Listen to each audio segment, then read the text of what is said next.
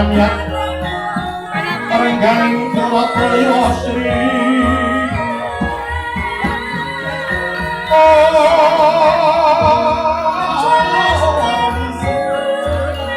Jinawis Sudya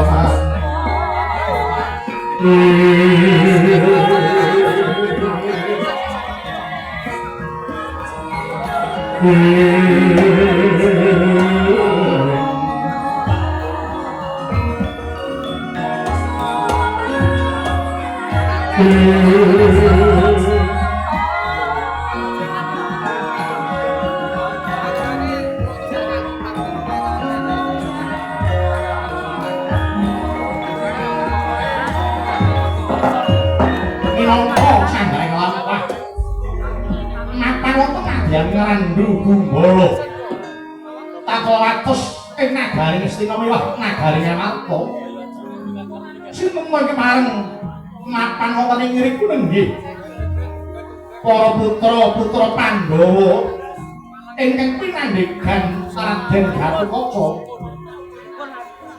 nggih sami gladhen yudha dhateng kantheng kawasihanan Antarja dhateng keri Iwah ing ngarai Risang Antasena ingkang minangka dadya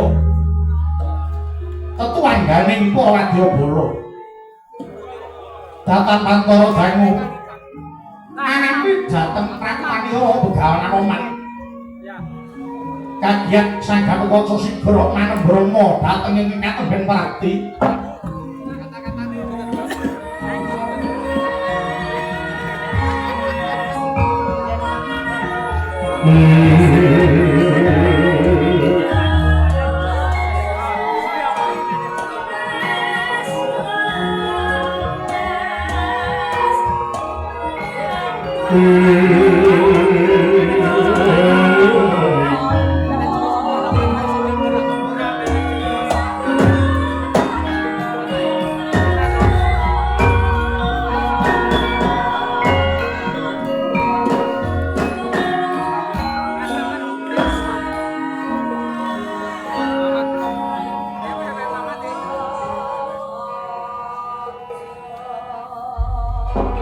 lang-lang indriya mangun-mangun kum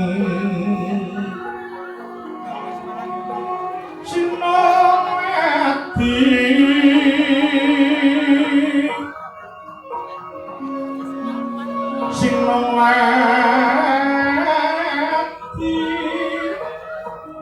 jagatami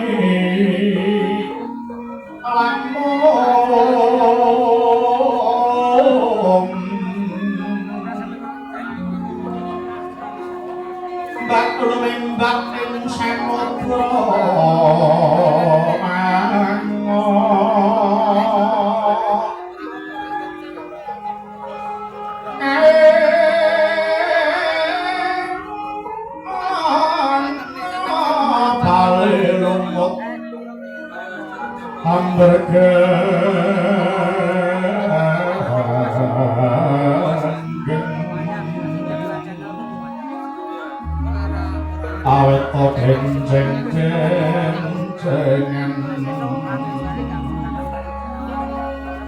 karya seng-seng kantu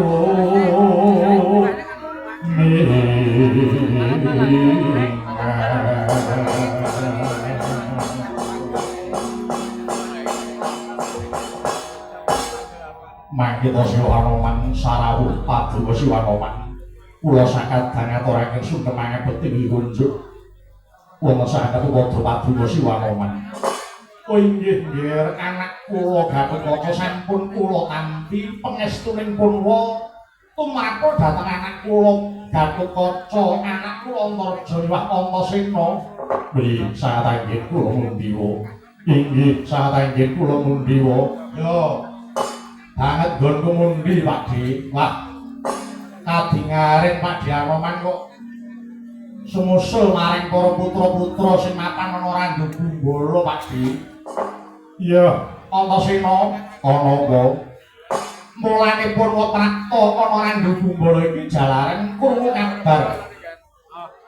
kondanging mbok bakul sinandiwara kang binandunging karna langkung ta wektu dinrewi anak-anak putra Pandhawa padha gladhen perang mapan ana Rangga Bala. Inggih, leres kula sakadang ngawontenaken gladhen yuda mapan wonten Rangga Bala.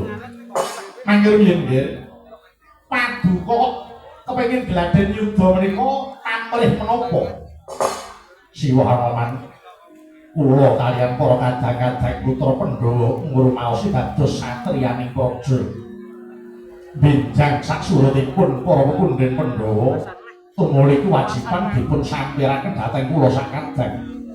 Menawi kula Kakang Antarja Yayi Antasena boten samekta nggati sawijining diri. Menapa inggih boten badhe gagap-gagap badhe ngesuwi dhateng para kawula ing Amarta awit kula ngurmaosi negari Amarta menika kenging kula ibarataken lara ayu saumaminipun sekedhik ingkang ngungkuraken kathah ing sami ngayonaken wae. Ya aku ya ngono Ngamarta ki ibarate kaya lara ayu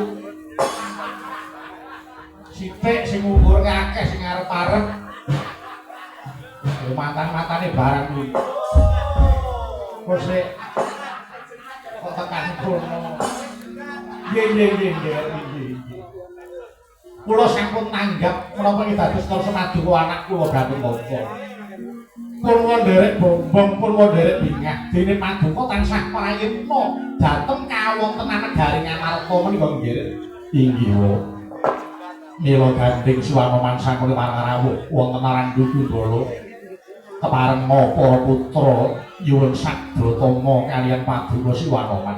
Ya, Pakde ngelingi Pakde Anoman kuwi biyen mantan gembok Senopati Swelagiri.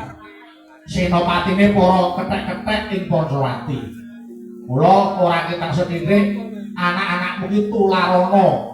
Pakde Anoman kuwi dadi kethek kok iso ampuh. Ing atase kethek kok iso hebate kaya ngono. Ing atase kethek kok iso dadi senopati. Ing atase kethek kok terus ngono kethek terus sak katokmu. Mula aku njaluk anu Sagdatama Pakji. Inggih nggih anak kula Pringgondani. Sekedhik pun kula namung kepengin ngemutaken dhateng anak-anak kula para satriyaning praja kedah nindakaken sumpahing satriya tama. Menapa menika? Inggih menika wonten 6 cacahipun setunggal. Setya mring nusa bangsa tuwin negari ingkang limrahipun sinebat Satya Prabu. Angka kalih melamun madhut perang alur tatu arang keranjang tinimbang bali nandhang wirang. Kaping 3 yen to madhut yuda luwih becik bali mung kari jeneng tinimbang wirang wonten ing palagan. Ing kaping sekawan ngayomi dhateng para anggantu ing para kawulanipun. Ing kaping gangsal satriya kudu pinter ngatur gelaring baris. Ing kaping 6 kedah teguh ing andemanipun ora ngumbar janji sarta pinter nyimpen madine negara. Sabab menapa? Kathah negari-negari ingkang badhe ngrubuhaken kanthi cara werni-werni. Nyumurupi menawi negari Amarta menika sumber daya alamipun mayuta-yuta. Wujudipun mas, wujudipun lenga patra, isen-isening segara menika dados inceraning tiyang-tiyang ingkang wonten ing manca negari namung kepengin ngrubuhaken negari Amarta. Gandeng dipun gebak krana kekiyatan nyatanipun para prajurit negari Amarta namung pawitan pring diwicipi bisa mundurke mungsuh. Ing bab aka sedaya sami kawon lah menika yen dipun ginakaken akalipun tundhonipun dipun jajah lumantar kabudayan menika ingkang bebayan inggih. Mila kula suwun ingkang teguh dhateng agamanipun ingkang tresna dhateng budayanipun sampun ngantos gampil dipun dukung kaliyan tiyang manca negari ingkang namung niat jarak ngrisak dhateng katentremaning negari Amarta. Inggih, ngeslaken kawuh mugi para putra saged nyendikani menawi dados Paduka Siwanoman. Kaget sangat wilayah. Rinanggul dinembit gambir. Dosengot nanging bawana. Ya situ kang walang ati, ya situ kang sing tias. Ya situ kang kudu garing. Pakde. Ana apa? Lah, jroning padha jagongan kae sawane kae. Kaya ana barisan pirang-pirang kok nyedaki marang Randu Gumbala kae barisan ngendi? Genderane kok gambar cumplung. Aku kok urung tau ngerti kae gendera ngendi wis enteno apa tak cegati. Wadyabala saka ngendi ya?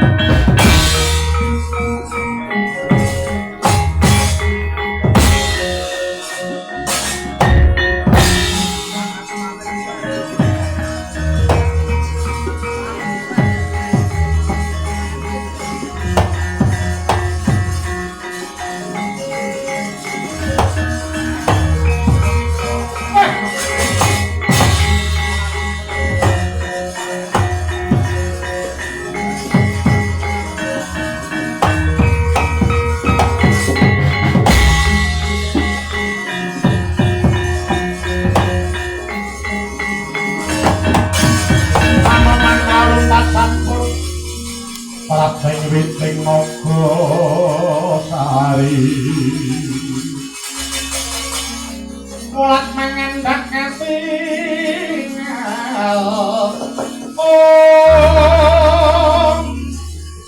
ana manodya yuku aking gelem rino sakwara desma kang iga-iga kaeksi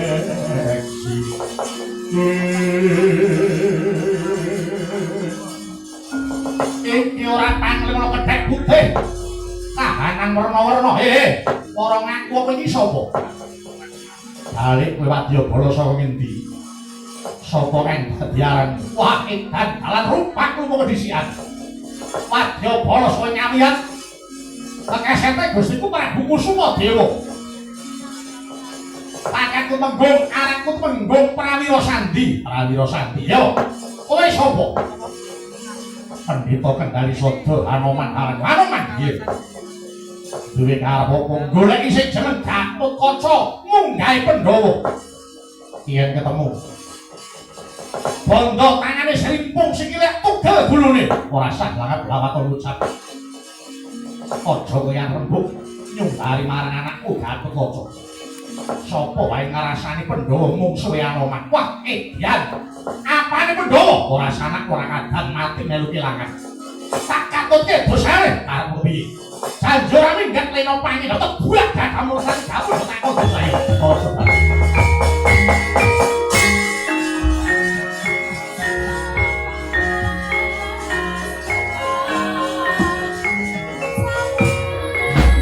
Ya, woi.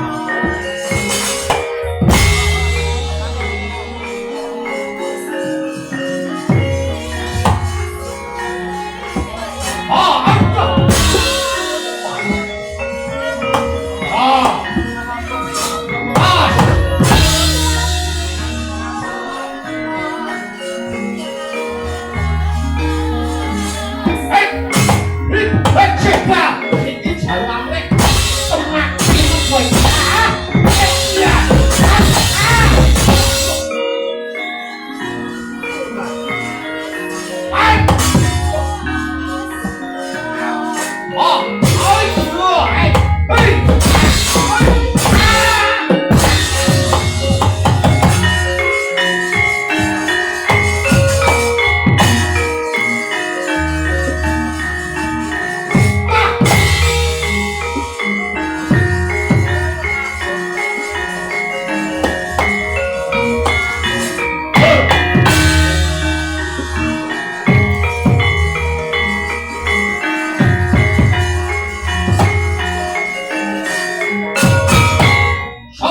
Antarja Halit kumandang garbo di Pandhawa rasa polisi Prabu iki anake lanang ayo ngono parah. Ye, pasti kowe. Ayo cepet diadamu. Yo,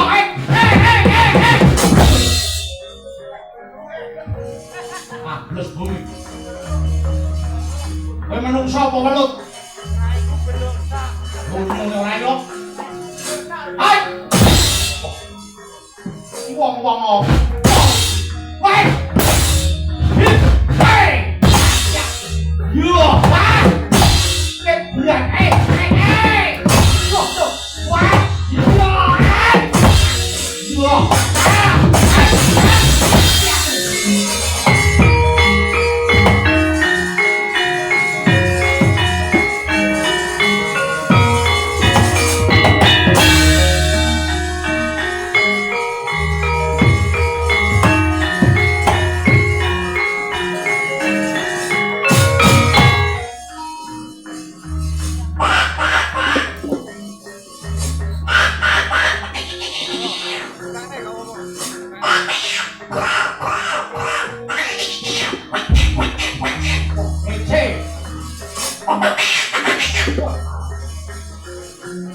Sandak pokok weh. Obrol nyati wong. Nyopot kuping. Yo.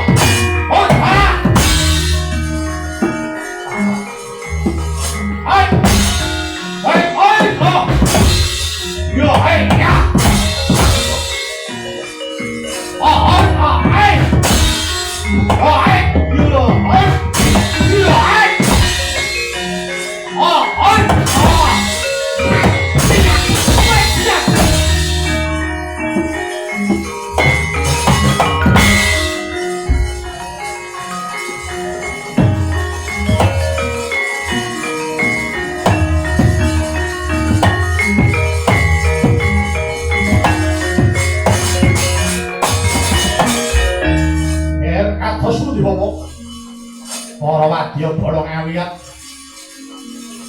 gawe kisruh ning sangen galuh Gatotkaca kijenan ora ana ingkang ngrewang ana kono cedhak ana padhe kula premuki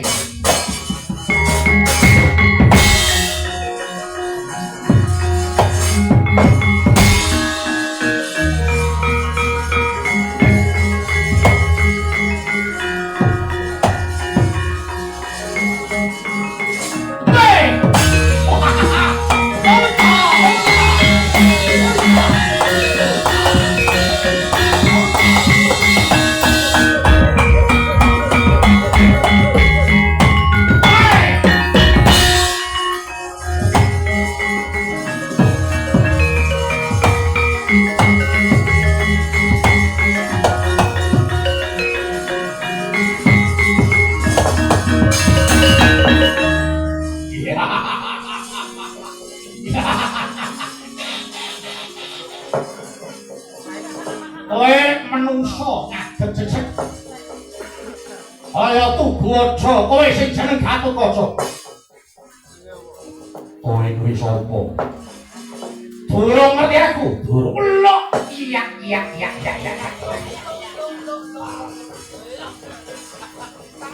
Isih nambuh karo aku. Ratu Ngawiyat Prabu Kusumadewa. Kusumadewa. Iya. Pancen wong loro ngene iki sing tak arep-arep. Aku ora seneng yen aku karo kowe diganggu karo sapa wae. Ketemu kudu wong loro. Antarane aku karo kowe mung kepengin nyeker sepira sing dadi kekuatanmu. Ayo, kowe kondang dadi senopatine Pandhawa. Mara maju ngene, etokno kadedayanmu. Yen pancen yudha karo Gatotkaca. Ayo. Mara maju aku ora bakal tinggal gelanggan colok lagi. Ya, dia cedak kamu mutah getih.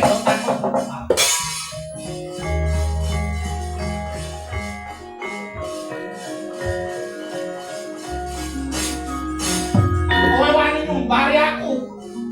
Padha wae nyenenge nyawamu le.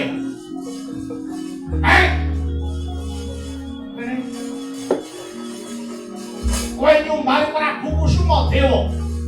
Kowe ora kuat pawarta agong kanggomu. Iki Ratu Jogja Samaraga kowe sama mubis. Ratu Sekti Mandraguna Prawira Jaya Palugon. Aja to mungsuh kaya dapurmu siji. Gatotkaca rangkepo 1000 aku ora bakal mundur. Prabu Kusumadewa tau tate bedah rupa boyong putri.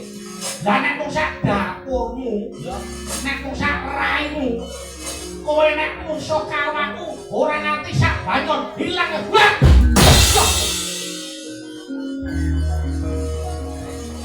Apa rumasane dikira kowe? Apa dianggep aku karo dapurmu? Ora mungkin. Aku kok wedi.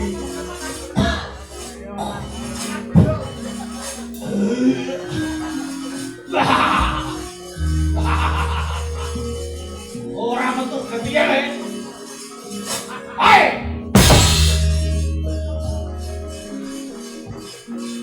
Rijimu mung sak godhong pari. Gak mandi. Apa dikira kowe tidak?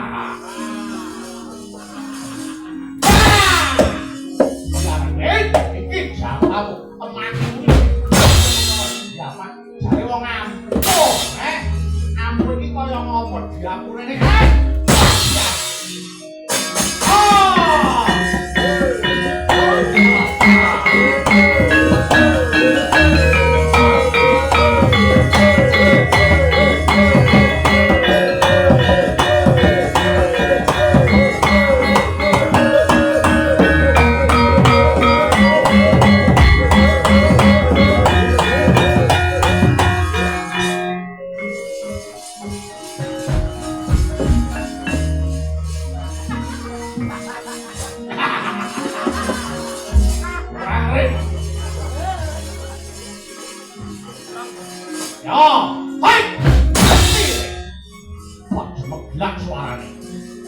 Wong apa iki? Hai! Iya. Hop! Ya. Kita sikit apa yang kita sikit? Iya. Wait. Ya. On.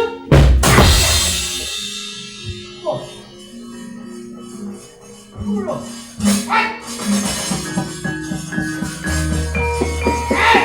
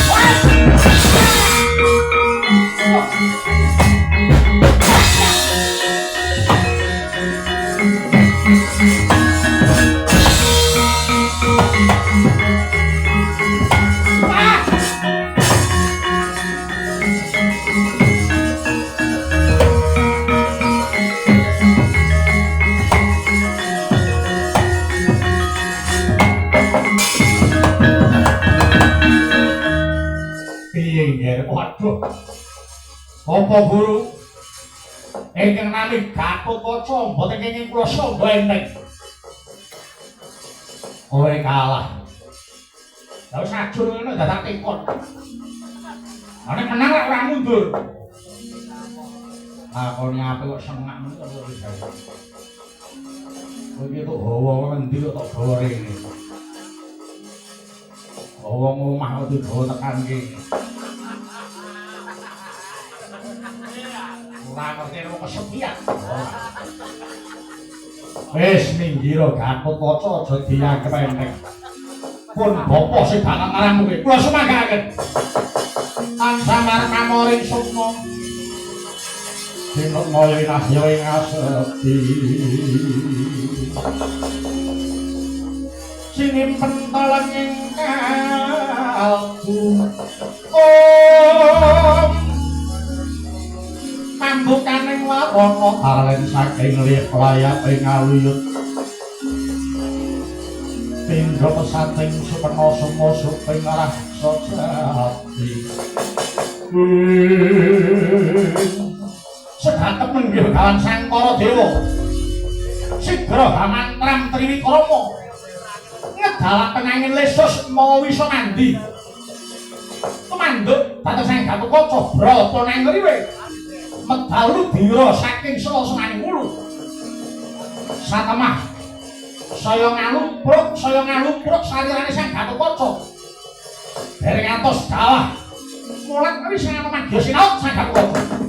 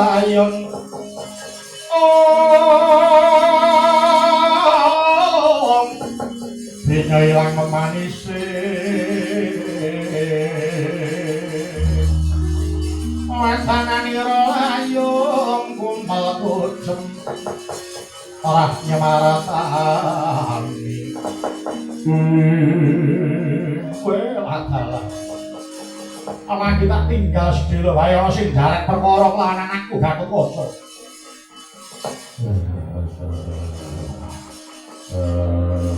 Sampun nggih dipun kiyat-kiyataken. Ya, Pendhita Moreng Tata. Anakku Gatotkaca arep tak goleke tombo. Yen nganti anakku Gatotkaca temekaning pati, kelakon Anoman meguru karo dapurmu. Nek yen nganti Walaya jati temah Nirmala. Aja takon dosa kelak ketok ndasmu.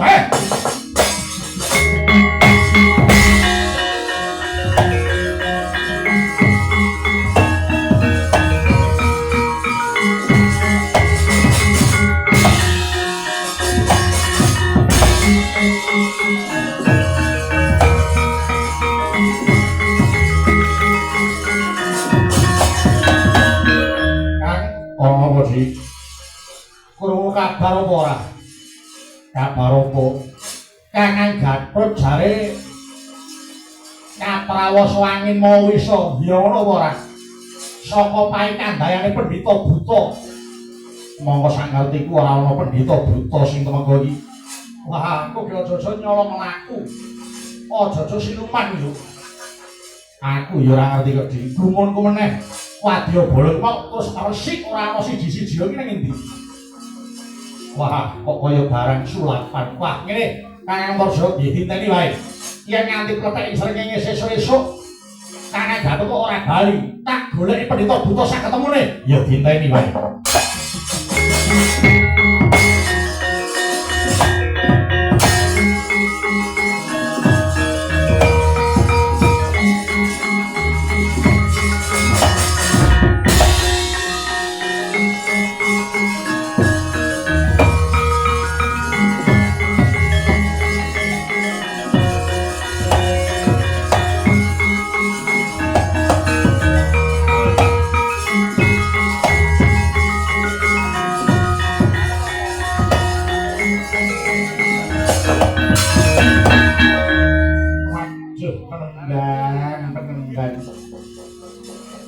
Paduka menika pendhita sekti lair batosipun.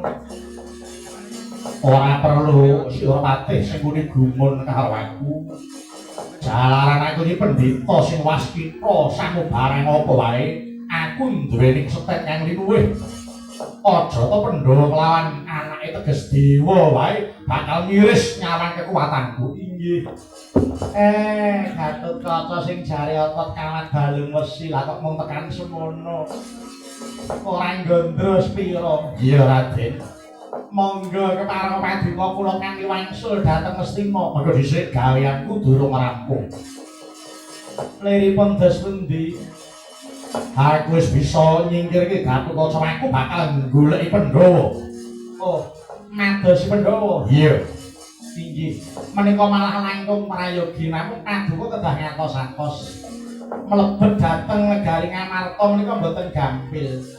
Awit para prajurit ingkang sami tetugur prajurit wonten Ngamarta menika betah melek sedaya. Monggo inggih. Saestu tetugur menika minangka dados kewajibanipun prajurit saking Ngamarta. Oh. Dadian wengi ora ana sing turu 14 mboten wonten ingkang tilem. Benten kalih Ngastina.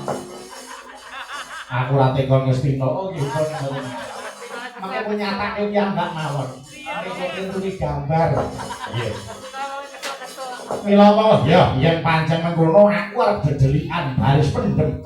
Dadi baris pendem ya aku arep nyebar prajurit saka tengahing alas sak cedhake negara Ngamarta mengko wanci bengi wancine wong padha turu kepati aku arep nyidra marang Yusmaning Puntadewa menika ingkang kula antu-antu ayo Kusuma Dewa mangkat dina iki nyedhaki praja Ngamarta kula dherekaken bapak.